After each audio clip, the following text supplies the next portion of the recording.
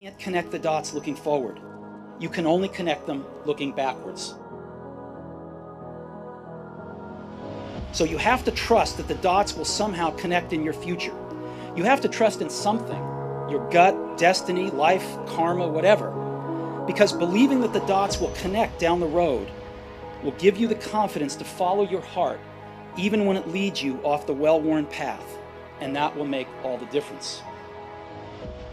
Sometimes life's going to hit you in the head with a brick. Don't lose faith. I'm convinced that the only thing that kept me going was that I loved what I did.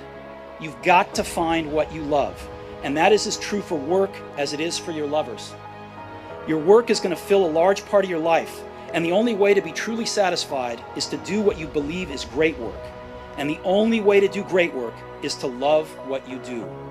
If you haven't found it yet, keep looking and don't settle.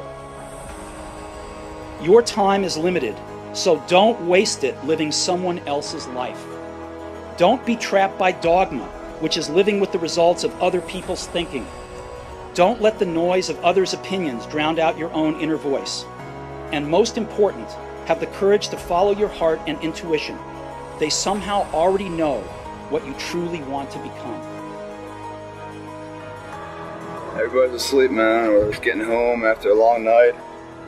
It's close to 3 in the morning right now.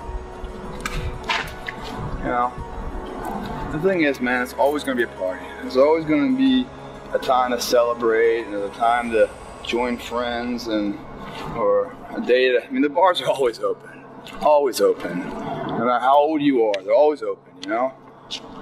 What's not always open is the opportunity to check the box in life. You know, to achieve your dreams. That's not always open. You know, when you say you're going to do something and then you follow through and you do it, not at the end when you cross the marathon, you finish it, or your hands raised. I'm talking about right now. The small steps in between the big successes that everyone sees. No one sees this. There's a confidence to it, man. There's a bad motherfucker that's right here, you know, that it's getting ahead of the competition. There's an overwhelming sense of fulfillment and pride and satisfaction with that. You don't get that sense of confidence by going through society's rhyme to reasons. You know, you do your own thing, you know, especially when everyone else isn't doing it and they call you crazy, whatever else. Oh, you're in here, and what the fuck's that guy doing up so late? Well, what's up so late mean? I don't know. It's the moments in life, the decisions you make on a moment-to-moment basis that add up to be the guy or not the guy. And then just work like hell. I mean, you just have to put in, 80 to 100 hour weeks every week. All those things improve the odds of success. If other people are putting in 40-hour work weeks and you're putting in 100-hour work weeks, then even if you're doing the same thing, you know that in 1 year you will achieve what they achieve. You will achieve in 4 months what it takes them a year to achieve. I've looked in the mirror every morning and asked myself, if today were the last day of my life, would I want to do what I am about to do today? And whenever the answer has been no for too many days in a row, I know I need to change something. Remembering that I'll be dead soon is the most important tool I've ever encountered to help me make the big choices in life. Because almost everything, all external expectations, all pride, all fear of embarrassment or failure, these things just fall away in the face of death, leaving only what is truly important. Remembering that you are going to die is the best way I know to avoid the trap of thinking you have something to lose. You are already naked. There is no reason not to follow your heart.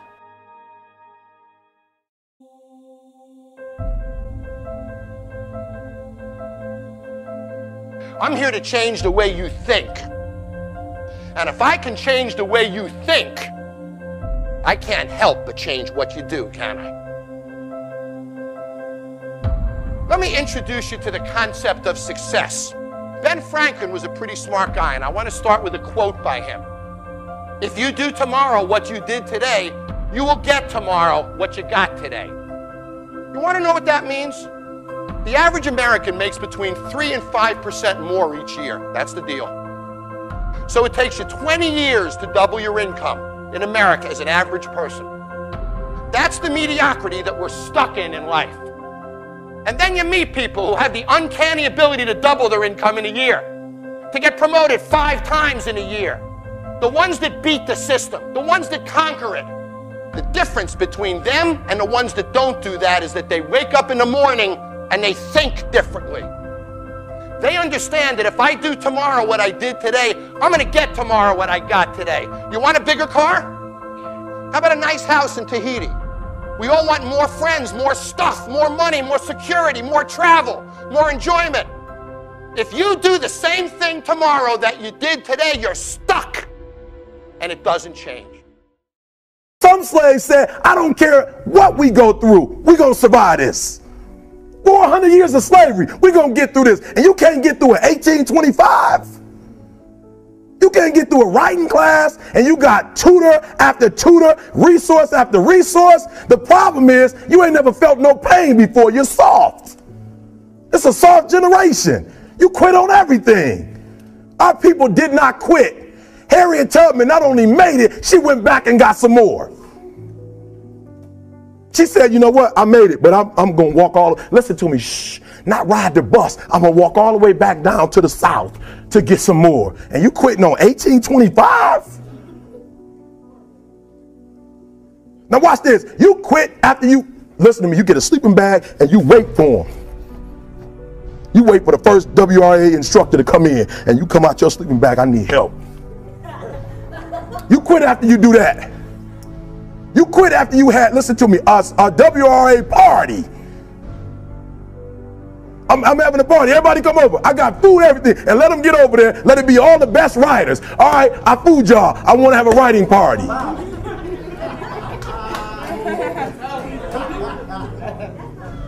I'm serious. You quitting and you ain't even tried yet. Last one, I'm sorry. Last one. Listen to me. Pain is temporary. It may last for a minute, or an hour, or a day, or even a year. But eventually, it will subside. And something else will take its place. If I quit, however, it will last forever. Listen to me, I'm telling you as I leave. I was homeless for 2.5 years. And the problem with most of you, you never felt no pain before. Y'all spoiled. Y'all spoiled. Some of y'all spoiled, just bottom line. Your parents have done everything for you. You never had to do nothing for yourself. You're spoiled. We're going to keep it real tonight. Some of you are spoiled brats. Every time you ever got in trouble, somebody in your house got you out of it. Every time you've done something you're not supposed to do, people say, Eric, your mother's a tyrant. You're right. She kicked me out. You're right. She's mean, but she developed a man because she put me out there and said, you're going to have to grow up. And some of you have never learned to grow up. And so every time something get hard, you quit, you call mama. I dare you to take a little pain. I dare you. I dare you not to go home. Somebody said, I don't go home, I feel bad. Go through it. You ain't gonna die. At the end of pain is success.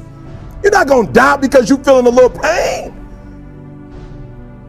I'm not eating like I eat at home. That's why you're about to go to the next level, because if you keep eating like you ate at home, you will keep being a boy or a girl.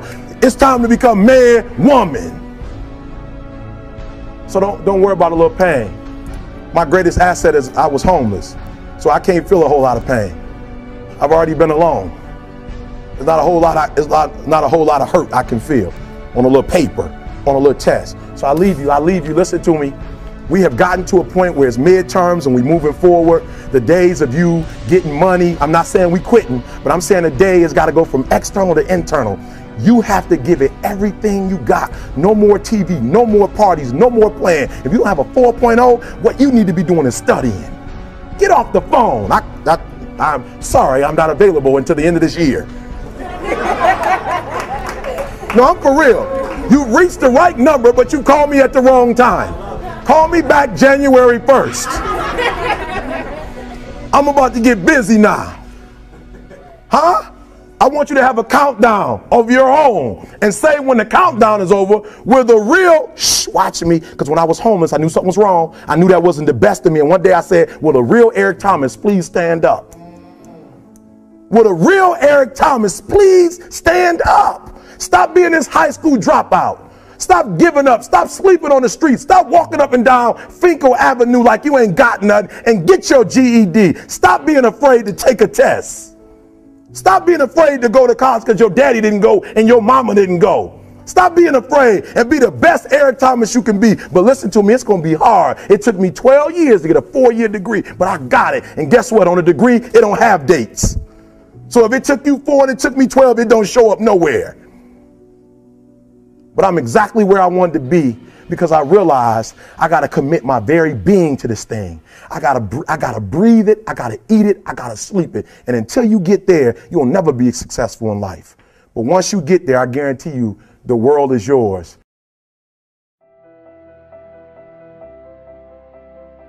Question: are you truly doing whatever it takes to reach your goals?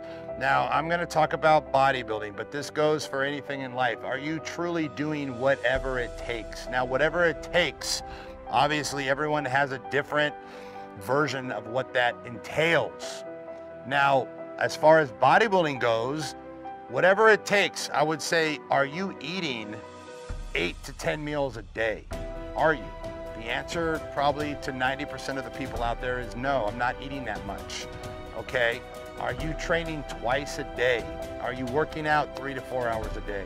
90% of the people out there are gonna say, no, I'm not working out that much. Are you doing cardio? No, I don't have time to do cardio. 90% of the people will say. Now, whatever it takes, when you look and you see the guys on the Olympia stage, it's very easy to say, oh, they're taking steroids. They're taking more drugs than me. That's why they're up on the Olympics. No, motherfucker, they're working harder. Give people credit where credit is due. They are working harder than you. They have been doing it longer than you. They are willing to do whatever it takes. Now, yes, they take steroids. Of course they do. But give credit where credit is due.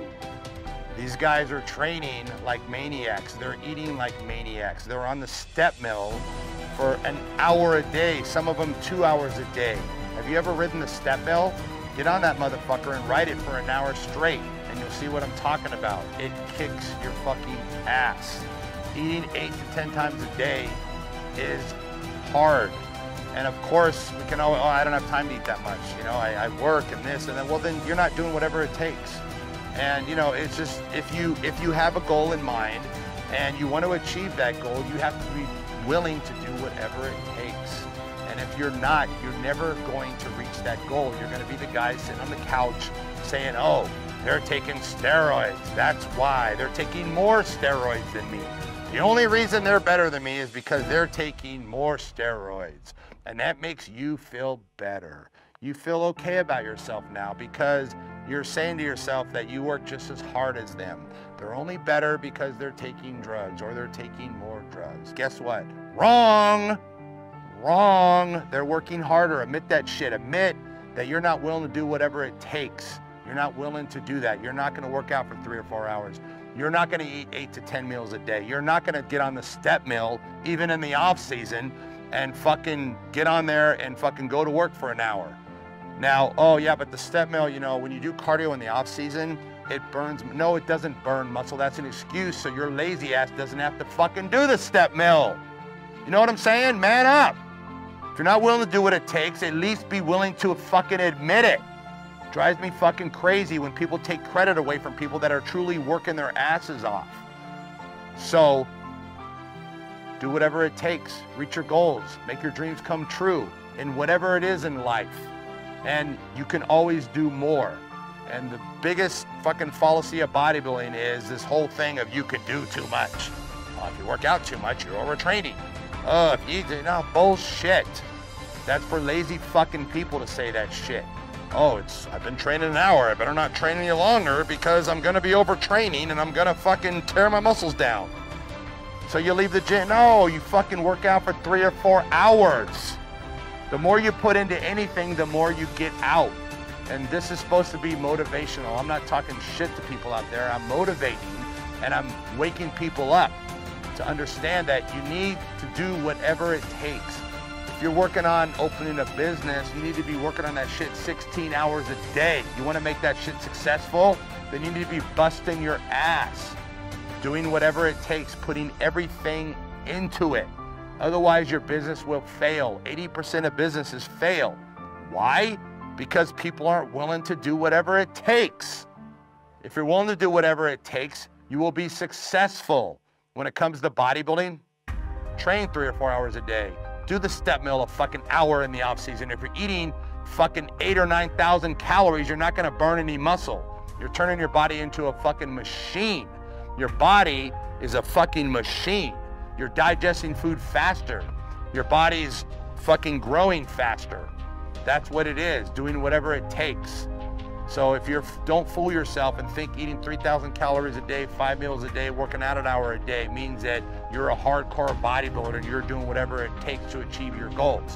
When you get that fucking 5th place trophy or you don't make top 5, fucking face reality and realize you're not working hard enough to fucking get that 1st place trophy. A real quick story. The last national show I competed in, I was talking to the winner backstage, and Chris Aceto was doing his fucking diet and his training program, okay? And he said, Rich, I do the step mill an hour a day. I do 5 units of insulin before I get on the step mill on an empty stomach, and I do it for an hour, okay? I do that twice a day. You know what I said to him? I said, you know what? This was before prejudging. I said, you know what? I said, you deserve to win this show. Whether you win or lose, you deserve to win it, because what you put into this fucking show is unbelievable. Because I wasn't doing fucking 2 hours of the fucking step mill a day, and I wasn't fucking taking insulin before I did the step mill. That's fucking suicide. Fucking die. You're dropping your blood sugar and doing fucking cardio? What the fuck? I was not willing to do whatever it takes when it gets to that degree in this sport. So I looked at him and I said, you know what? You deserve to fucking win. And that's when I made my exit the fuck out of bodybuilding, because I realized I'm not willing to do this shit. It's fucking, I'm sorry, but that's too much. So I'm gonna go into something like fucking opening a business, fucking buying things that I can put everything into. And you know what? I'm fucking damn happy I made that decision, because I'm making lots of money and I'm successful and I'm fucking happy. Anyway, I hope this helps. Life's not easy. Life is not easy. It is not. Don't try to make it that way. Life's not fair. It never was. It isn't now, and it won't ever be. Do not fall into the trap, the entitlement trap, of feeling like you're a victim. You are not. Get over it and get on with it. Happiness is an emotional response to an outcome. If I win, I will be happy. If I don't, I won't. It's an if-then, cause and effect, quid pro quo standard that we cannot sustain because we immediately raise it every time we attain it. You see, happiness demands a certain outcome. It is result reliant. And I say, if happiness is what you're after, then you're going to be let down frequently, and you're going to be unhappy much of your time. Joy, though, joy is a different thing. It's something else. Joy is not a choice. It's not a response to some result. It's a constant. Joy is the feeling that we have from doing what we are fashioned to do, no matter the outcome. Now, personally, as an actor, I started enjoying my work and literally being more happy when I stopped trying to make the daily labor a means to a certain end. For example, I need this film to be a box office success. You know, I need my performance to be acknowledged. I need the respect of my peers. All of those are reasonable aspirations, but the truth is, as soon as the work, the daily making of the movie, the doing of the deed became the reward in itself for me, I got more box office, more accolades and respect than I ever had before. See, joy is always in process. It's under construction. It is in constant approach, alive and well in the doing of what we're fashioned to do and enjoying it. Define success for yourself. Money is king today. It's what makes the world go round. It is success. The more we have, the more successful we are, right? Now, I would argue that our cultural values have even been financialized. Humility is not in vogue anymore. It's too passive. It's a get rich quick on the internet, richest 15 minutes of fame world that we live in, and we see it every day. But we all want to succeed, right? So the question that we got to ask ourselves is what success is to us, what success is to you. Is it more money? That's fine. I got nothing against money. Maybe it's a healthy family. Maybe it's a happy marriage. Maybe it's to help others, to be famous, to be spiritually sound, to leave the world a little bit better place than you found it. Continue to ask yourself that question. Now, your answer may change over time, and that's fine. But do yourself this favor. Whatever your answer is, don't choose anything that will jeopardize your soul. Prioritize who you are, who you want to be, and don't spend time with anything that antagonizes your character. All right? Life is not a popularity contest. Be brave, take the hill, but first answer that question, what's my hill? So, me, how do I define success? For me, myself. Well, for me, it's a measurement of 5 things. We got fatherhood. We got being a good husband. We got my health, mind, body, and spirit. We got career, and we got friendships. These are what's important to me in my life right now. So I try to measure these 5 things each day. I check in with them. I like to see whether or not I'm in the debit section or the credit section with each one. Am I in the red or am I in the black? You follow? For instance, sometimes say my career's rolling. All right, it's way up here in the black, but I see how my relationship with my wife maybe could use a little bit more of my attention. I got to pick up the slack on being a better husband. Get that one out of the red. Or say my spiritual health could use some maintenance. It's down here, but hey, man, my friendships and my social life, they're in high gear, right? I got to recalibrate. Checks and balances. I got to go to church, remember to say thank you more often, something. But I got to take the tally because I want to keep all 5 in healthy shape. And I know that if I don't take care of them, if I don't keep up maintenance on them, one of them is going to get weak, man.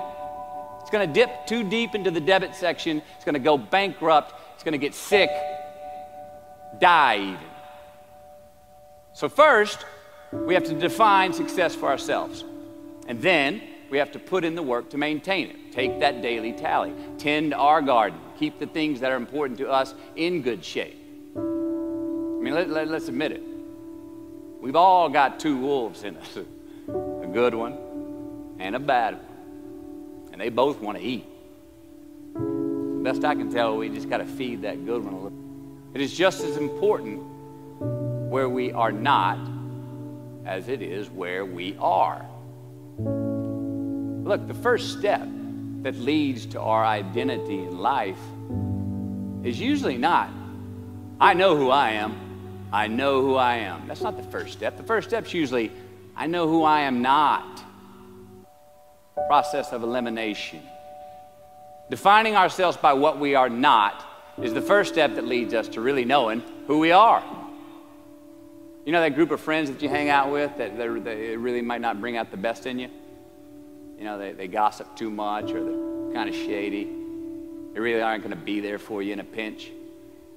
Or how about that bar that we keep going to that we always seem to have the worst hangover from? Or that computer screen, right? That computer screen that keeps giving us an excuse not to get out of the house and engage with the world and get some real human interaction. Or how about that food that we keep eating? The stuff that tastes so good going down, it makes us feel like crap the next week. We feel lethargic and we keep putting on weight. Well, those people, those places, those things, stop giving them your time and energy. Just don't go there. I mean, put them down.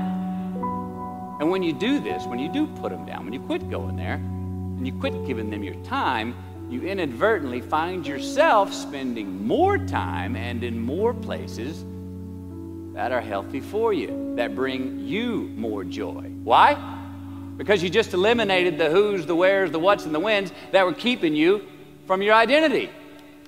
Like, trust me, too many options I promise you, too many options will make a tyrant of us all. All right, so get rid of the excess, the wasted time.